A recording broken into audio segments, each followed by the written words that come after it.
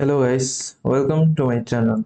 So in today's video, we are going to see representation of closed system and the transfer function of closed loop system. So in the previous video, I have shown you how to represent a closed loop system. So in this video, we are going to generalize the diagram of closed loop system. So here you can see this one is a closed system. So RS, this one is input, you all know this, and CS means this one is output, and GCS it means controller gain, and GPS means processor gain, and HS means feedback path gain. So for our simplicity purpose, we can write GCS into GPS equals GS. GCS means controller gain and GPS means processor gain, and GS means forward path gain.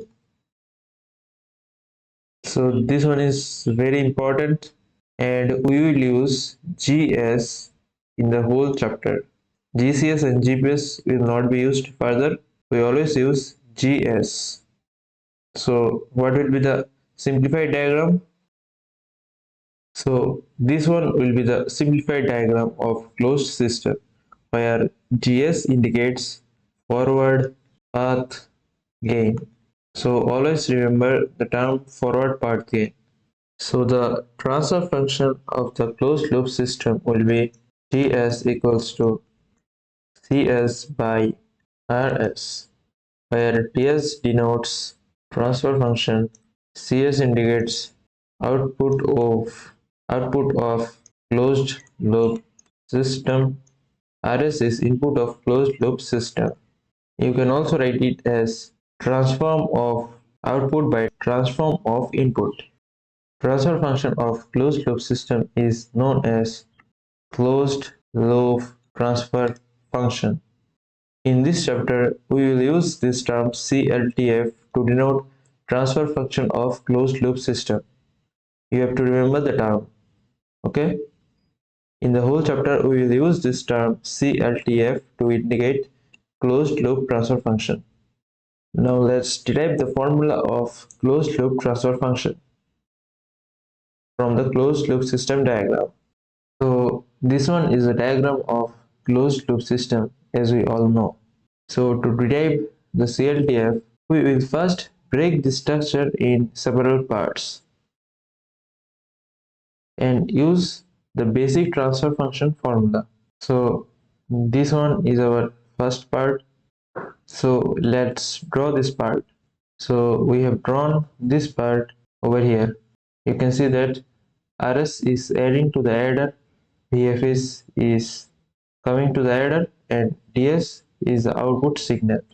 So as this one is the adder, what will we get? This one is output. So DS equals to RS plus minus VFS. Why we get this equation? Because these two are just adding to this adder and this one is output. So this is output and these two are input. So what is our first equation? This is ds equals to rs plus minus vfs. Now we will use this segment. So in the second figure, we are seeing that ds is entering to the gs and cs is the output signal. So here ds is an input signal and cs is an output signal. So as we know, according to transfer function definition, gs should be output by input.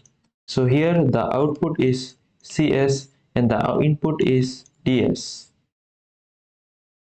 So our original equation will be gs equals to cs upon ds.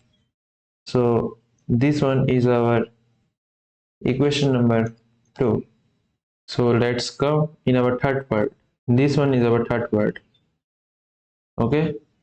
So here CS is entering here and VFS is leaving. So the input is CS and the output will be VFS. So let's draw this. So here, according to transfer function definition, HS will be output by input. So the output is VFS and the input is CS. So our original equation should be HS equals to VFS by CS. So this one is our third equation. So let's write these equations in a single page. So what we will do, we just need CS and RS in the desired expression. So we will just change the DS and VFS from the first equation. So here we can write from equation 1, DS is CS by GS.